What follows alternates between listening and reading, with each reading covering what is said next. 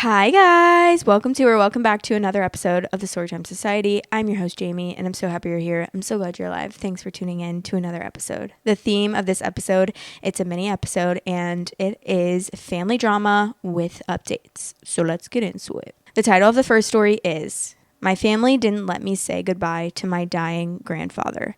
Now I'm considering cutting ties. I just got off the phone with my grandmother and I'm truly at a loss for words. For some background, my parents have been divorced since I was a kid. My father relocated once I went to college, and my grandfather, my father's dad, started battling cancer shortly after my sophomore year. He and my grandmother were unable to attend my undergraduate or graduate school graduations because of his illness. My father, on the other hand, voluntarily skipped my graduate school graduation, citing how, quote, it wasn't that important because he, quote, already saw me walk across the stage once. This, coupled with years of emotional abuse and neglect, led me to the decision to go low to no contact with my father about 2 years ago. While my relationship with him has been strained, I tried my best to maintain a connection to my grandparents, despite the several states divide between us. My grandfather was a man of few words, but our conversations were always genuine. The last time I remember seeing my grandfather in person, which was before the stuff with my dad happened, he gave me a hug before going to the airport, a kiss on the cheek, and told me he loved me. I would call multiple times a month, checking in, asking about their well-beings, and would sometimes hear my grandfather listening in on the other line. Each time I would ask my grandmother if I could speak to him, she would make up some reason as to why he couldn't come to the phone. She kept me up to date on his treatments, and I knew things were getting bad last summer. My mom and I were going to plan a trip to visit my grandparents who live hundreds of miles away from me so I could say goodbye to my grandfather, as I had a feeling his time was coming. We didn't tell them of the trip and were going to do it as a surprise. The week before my mom and I were scheduled to fly out, I got a text from my aunt saying that my grandfather had passed away. I was crushed. No viewing, no funeral, but they told me they were thinking of doing a celebration of life in the spring. They did cremate him, but no one other than my grandmother allegedly was present for it. I did call my dad to express my condolences, and he mentioned how my grandfather died disappointed in me because my father and I didn't speak anymore. This brings us to now. I called my grandmother to check in. She mentioned how she regrets and feels bad that I'm not as close to her and my grandfather as I am to my mom's parents, which is true, as for a period of time in my childhood, my mom and I lived with her parents growing up. We also lived about an hour away from them compared to the 12 to 14-hour drive it would take to see my dad's side of the family. The one that they see the most and interact with the most is more than likely the favorite grandchild. What? I have one other cousin on my dad's side, so was she implying I wasn't the favorite? But here's what made my skin crawl. She gave me a play-by-play of the weeks before my grandfather passed.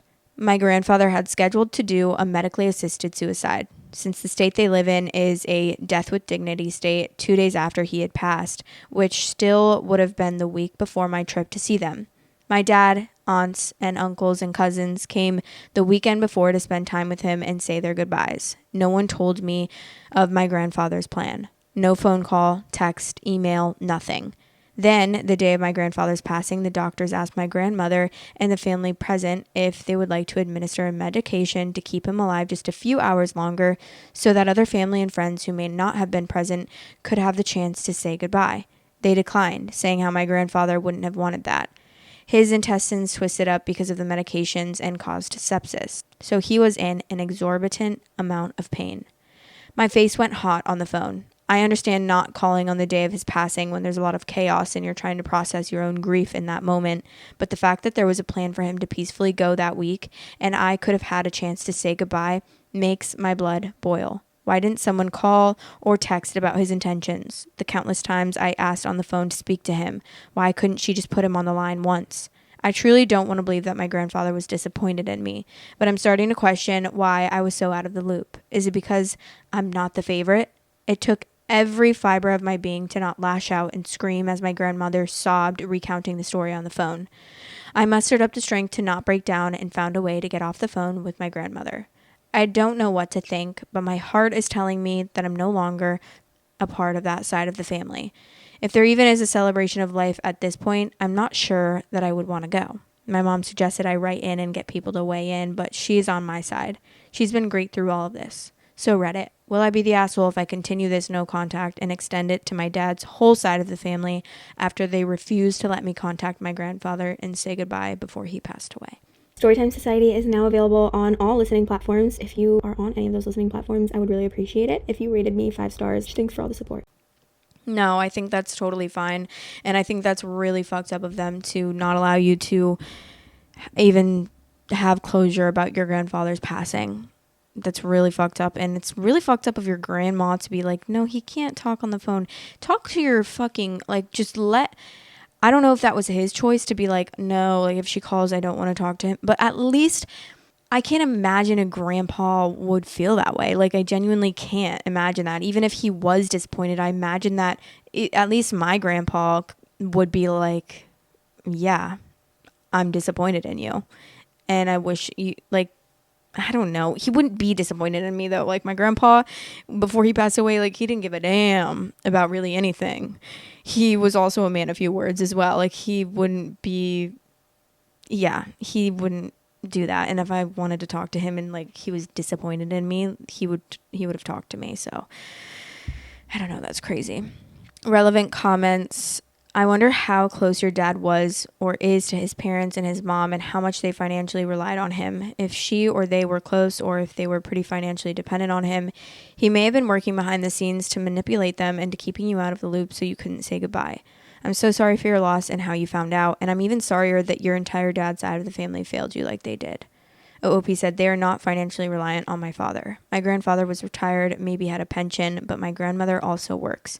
My father occasionally drove my grandfather to chemo appointments and doctor's appointments, but otherwise my grandmother and father used their own insurance and own earnings to pay for treatments. All right, the update, there's 2 updates. This one is 4 days later, April 6th, 2025. I decided to call my aunt, the one who had notified me via text that my grandfather had passed in the first place. She, I figured, would be the most straightforward about everything. I didn't initially go into it with the whole, why didn't anyone call me so I could speak to him to say goodbye? But I wanted to get some answers. I wanted closure. I told her I was having a hard time understanding if he had a whole plan, and I had numerous chances to talk to him. Why I wasn't given the chance to. First, she let me know that she and seemingly her other siblings, including my dad, didn't know about my grandfather's wishes for a medically assisted death with dignity until after he had passed. She was consumed with her own grief of losing a father that she or anyone had the space to call me as they were still trying to process their own emotions regarding his death. Quote, up until the very end, he wasn't thinking about anyone but himself. He was a very selfish man, she said. As far as the whole grandfather died disappointed in you, she vehemently denied it and apologized for my father's ignorance. She validated my feelings but questioned how much better it would have felt for me to say my goodbyes. I can't say for certain if it would or wouldn't, but I can speak to how I feel and it sucks. My aunt insisted I didn't have that strong of a connection to him and compared my relationship to the one she had with him and my grandmother did. Quote, realistically, how much of a part of your life was he? I wouldn't let somebody that didn't have that much of an impact on your life while he was alive have an impact on your life now that he's gone. I would certainly hope that my relationship with my grandfather is different than my grandmother had with her life partner. My aunt then said I didn't need validation from my dad's side of the family with all that I've accomplished in my life, but she's here if I need to talk. I'm still not sure how to move forward, but I've been journaling per the recommendation of my therapist, specifically writing about my grandfather and I's relationship. And the relationship with my father has been helping me navigate my emotions, seeing it written in words. We're also adding more grief counseling topics into our sessions, so there's that. That's all I have for now. I guess be on the lookout if I ever publish a memoir.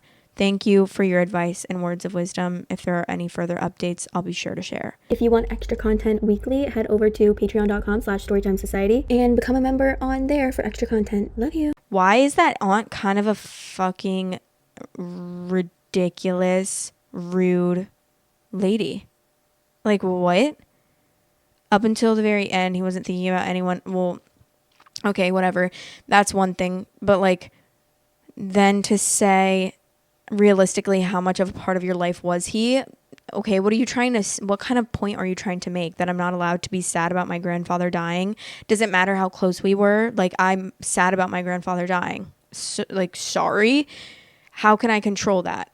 even if we weren't close. Like, I hate that so much, because sometimes, like, even if I will just have a friend, like an old friend pass away or something, or maybe a family member that like I haven't spoken to in years, or even like my grandpa. I wasn't that close with my grandpa. I mean, at the time, like, I was close with them at a point, because I mean, I grew up with them. Like, every single day I would be there. They would watch me instead of like a nanny or a babysitter. I was there so often growing up. And then in high school, my senior year of high school, I lived with them. And then also during one of the summers, I came home from college, and I lived with them as well.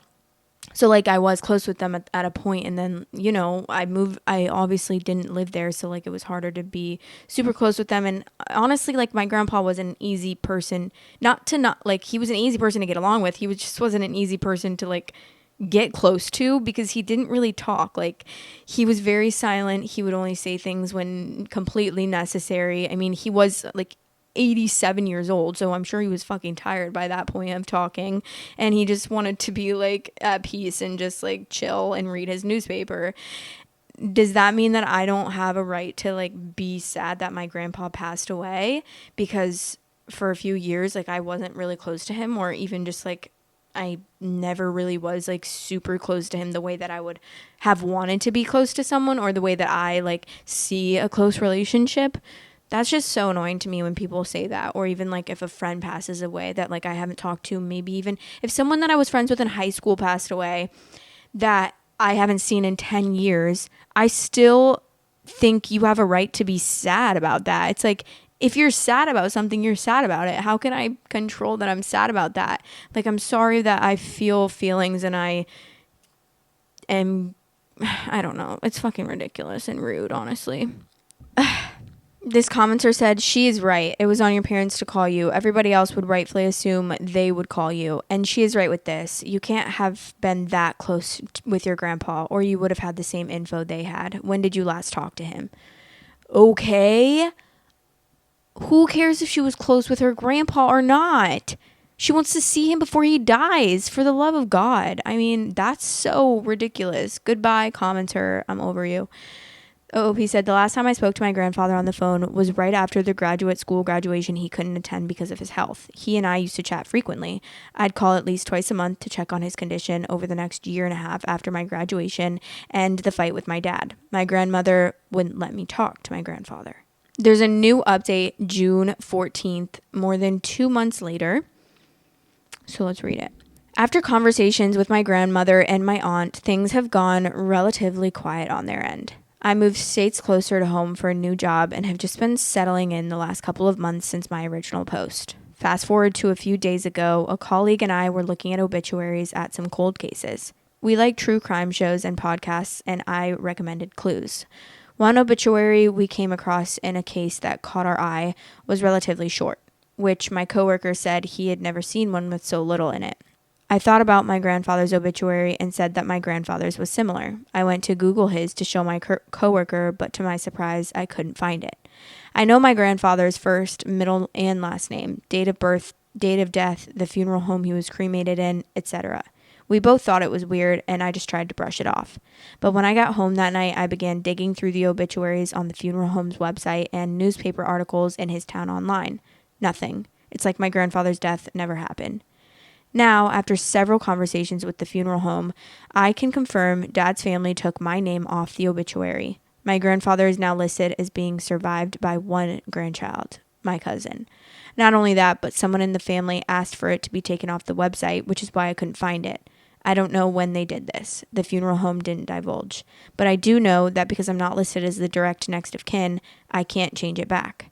A picture of him and I from when I was 2 or 3 is literally hanging in my living room. I'm at a loss for words. I can't even fathom how you have a conversation with someone of, quote, hey, why did you take my name off of my grandfather's obituary and change it to say he only has one grandchild? I don't even think it's worth expressing to them how deeply hurtful this is. I don't even want to bring it up to them. So that's, I think, where I will leave this. I'm going to continue to lean on my mom and her side of the family for guidance in all of this. And of course, therapy. Thank you to everyone for the encouragement, love, and support during this time. I really appreciate it. Oh yeah, they can fuck off and literally kick rocks. Truly. That's just fucked up. So fucked up. The top comment says, if they have that little respect for you, then why are you still worried about having a relationship with them? Preserve your own sanity and distance yourself from that mess. And then someone said, this story gets more weird by the update. They had the obituary amended to remove OOP and then removed it altogether. I know, it's like, is he dead? Dead or alive? Like, is he alive and you guys are trying to pretend that he died or something to get his insurance money? Like, I'm so confused. I don't get why, and it's so like suspicious. I mean, he probably is dead, but it's like, what's going on? Why would you why would you ask them to take the obituary off the website or anything, like acting like he never died? That's kind of sketch. Someone said, I suspect they was OP's father, who resents OP for reducing contact with him. He probably roped OP's grandmother into this bullshit. It's 100% the dad, and the whole family is just unquestioningly following it. I mean, after the fact, I would probably never go back to the website to find out about it. Most people keep physical copies of the obituaries of people they care about. Maybe OP can reach out to the aunt to see if she has an original copy that includes her name. That's just messed the fuck up. All right. The title of the next story is, How Can I Tell My Sister That She Can't Name Her Baby Daughter Lolita? My sister, 37 female, is not the most well-read person. She gave birth to a baby girl yesterday. She's got 2 boys already and has wanted a girl for a long time. She's just told me that they're naming her Lolita. I don't know how to process this or how to tell her that this is not a good or cute or edgy name. We don't have the closest relationship, and I'm her older sister and childless by choice. She often thinks I'm boring or a stick in the mud. I worry that anything I say will just be eye rolled at or make her stick to the name harder. What? Lolita? That's a cute name. What are you talking about? Also, why the hell do you think you have the right to tell someone what to name their child? I thought this was going to be like, oh, she stole my name, like that kind of story. She stole my baby name, and now we both have the same name for our children. Some of OOP's comments. Does sister know about the name and its connotations? Wait, what's wrong with Lolita? Am I dumb? What's wrong with Lolita? The name Lolita, while having a traditional Spanish origin, is now widely associated with the controversial 1955 novel Lolita by Vladimir Nabokov.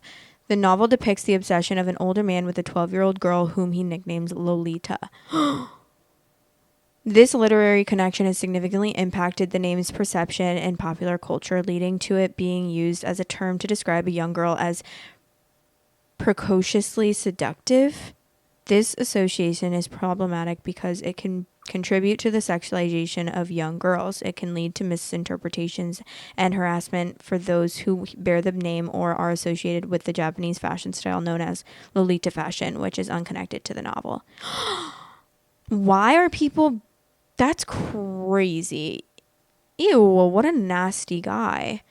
I didn't know that. I was just thinking like, you're a bitch for saying that Lolita is a bad name. I think Lolita is a really cute name. Lolita? You should never associate a little girl as whatever fucking provocative or whatever the hell they were saying. That's disgusting.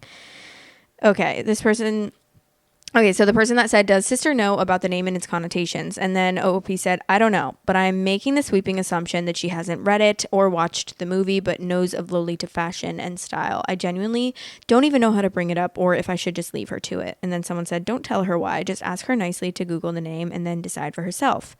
OOP said, the problem is that she's very, very proud and always thinks everyone is judging her, even if they're literally just trying to help her. So even if presented with evidence, she'll either refuse to read it or say that she doesn't care. I've tried to be as kind but clear as I can without sounding judgmental or like I think she's not smart. And then someone said, Lolita is not a name. The name is Maria de los Dolores. Tell your sister the whole Hispanic world is going to laugh at her. And then OOP said she named her other kid Tayo, pronounced Theo. So I think she doesn't care who laughs at her at this point. All right. Update 1, same post several hours later. I've written her a message outlining my concerns. Hey love, I'm so happy and excited for you and the new little one. And I want you to know that I love and support you and that I'll always be there for you. This message isn't meant to shame you or to hurt you, but I want you to be sure in making as informed of a decision as possible. I wasn't aware of all the history of Lolita myself, so I looked it up and asked some advice of others better read than me. I wanted to share some thoughts on the name, not to tell you what to do, just to make sure you have all the information. While it's a beautiful sounding name, Lolita carries some really strong and often unpleasant connotations. As I'm sure you're already aware, it's the title and the name of the 12-year-old girl in Nabokov's book. I don't know if I'm saying that right. And films. The book is about her essay by an older man, and because of this, the name has become synonymous with the sexualization and exploitation of underage girls. In the book, she is painted as a 12-year-old seductress, even though, of course, at 12, she cannot consent, and we're encouraged to sympathize with the pedophile. Beyond the book, the term Lolita is, of course, now a category of barely legal corn. And more recently, Jeffrey Epstein named his private plane the Lolita Express, as if the name needed any further connection to child sex trafficking. I know how much thought you're putting into it, and ultimately I will love and support you and your baby no matter what name you choose. I just wanted to make sure you were aware of these associations, as they're pretty ingrained in pop culture and beyond. Let me know if you want to talk about it, and if this is your final decision, then I will say no more, and I will support your decision. Folks have reminded me that she'll be hormonal, exhausted, and emotional at this point, so I'm not going to send it to her till she's settled back home from the hospital. I don't want to overwhelm her with a wall of text, but I think text is the best option so she can read back through it if she needs. I genuinely love and care for her, and if this is a thought-through decision, then I will support her in it. I just really want to make sure that she has all the info that she can. She is both hot-headed and strong-willed, so I'm afraid that if I push, she'll stick to her choice through stubbornness rather than a real love for the name. So any advice on the wording is appreciated. Whoa, that's a lot of information I didn't know before. Well, I'm glad I never named any of my cats Lolita, even though that was never an option. But if I saw that name, I'd be like, that's a cute name. And I would never have thought of any of that. But now, damn. Final update. This is like the tiniest update I've actually ever seen in my life. June 19th, I sent her that message and got back gifts that say, no one asked your opinion, and I'm searching for F's to give, and was told that she doesn't give two shinies what I think. So I guess little Lolita is on her own.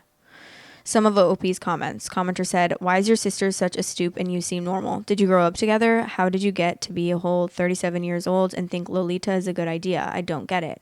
You sure she isn't just fucking with you? LOL, I keep trying to picture a 6-year-old named Lolita showing up for first grade. Her teachers are going to cringe. Send your sister this thread. OP said, I was so tempted to send her this thread in anger, but strike while the iron is cold and all that. We had a tough childhood. Interesting parents. I've done like 10 years of therapy at this point, and she's still in the you don't need therapy, just go for a run mindset. Okay, there's another commenter that's included in the Best of Reddit. In the Best of Reddit post that I'm reading, and it says commenter, and then in parentheses it says downvoted at the time of this post. The fact that you told her all that and she doesn't care, that's disgusting. That poor child, she clearly shouldn't have had kids with that attitude, because how can anyone read that and still want to name their child that? It's disturbing. I would legit not trust her and even stop talking to her. This is a kind of a big deal. I'm sorry that may seem extreme, but how can she be so flippant on something so serious? I'm disgusted, for real. And then OP responded, I'm taking a break from her for a bit, for both of our sanity, but I want to make sure that I'm there for the kids if they need an auntie. All right.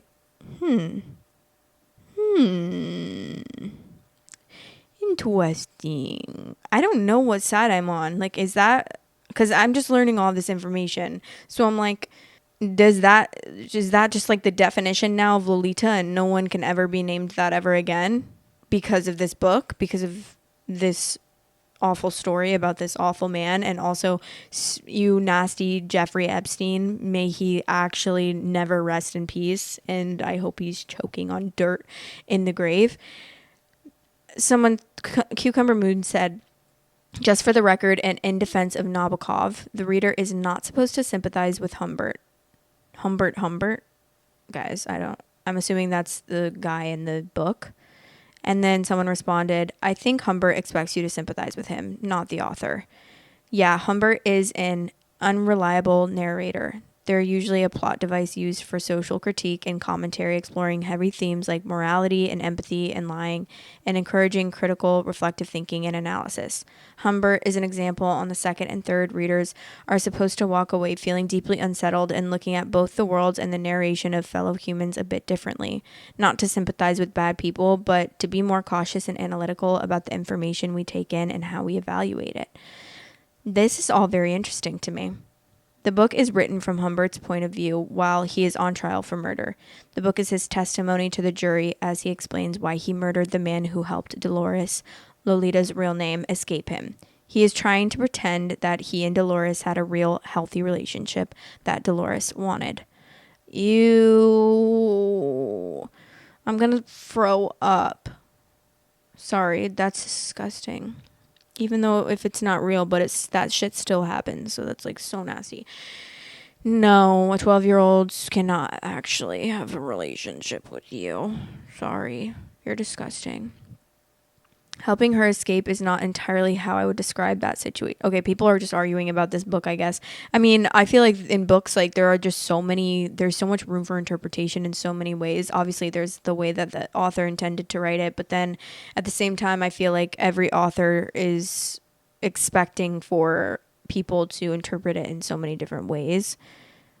I don't read that serious of books. Like, I don't read those kind of serious books. So I don't know. I read like books for entertainment and easy books to read because, as I've told you guys before, I was in reading recovery in 8th grade and I was not the best reader. So I have a hard time, like, even still as a 27-year-old, I have a hard time reading, like, and I wish that I didn't. I wish that I could read like harder, or I guess, I don't know, more intelligent books that are more detailed and thoroughly written rather than just like, I love like Frida McFadden and those types of books that are just like very easy to understand and very like written just very simple in simple terms. But maybe that's just because I just kind of started getting into reading within the past few years, and maybe in a couple years I'll like reading books like that because I'll expand my knowledge and my ability to read, especially after fucking filming 6 episodes of this podcast every week. I think I've definitely, honestly, like, I'm going to give myself a pat on the back. I feel like I've gotten a lot better at reading out loud. I still mess up sometimes, obviously, like human error, but I'm going to say I've gotten so much better since like the beginning of time, even before this podcast to now. Like, I think I've just gotten so much better and I feel a lot more confident about reading out loud now. And I wish I felt this way when I was younger and fucking popcorn reading, when they used to just choose you. They'd be like, okay, popcorn reading. Sometimes I would want to be like picked, but then other times I'd be like, no, I don't want to be picked because like I'm afraid to mess up. I feel like that's such a universal experience for little kids. But okay, well, let me know, please, what you guys think of this, because I'm sure some of you are well-versed with this book and this film. I feel like I need to read it and watch it now because of this. I'm sure a lot of you will know what this is about. So let me know what you think, and let me know how you feel about naming your baby Lolita, because I actually don't know how to feel about it. I have no clue. Obviously, if that's like really the term now and that's what we're going, you know, if that's what everyone's thinking about when they're hearing it, then I guess that's probably not a good thing to be naming your kid. But it's just kind of sad that that was ruined by a story like that, when Lolita could be such, like, I think it's such a pretty name. But anyways, yeah, let me know what you thought. And if you haven't already, please press the subscribe button or the follow button or whatever platform you're on. Please give me a follow and a comment. And if you're on YouTube, a like would be amazing. I love you guys so much, and I hope you have the best day ever, and I'll talk to you in the next episode. Bye. My merch is out. Yeah, but this is it. And this comes in pink, black, and white. If you want to get a little cute piece of merch, go grab one. Link is in the description to purchase. Love you guys. Thanks for watching. Please like, comment, and subscribe.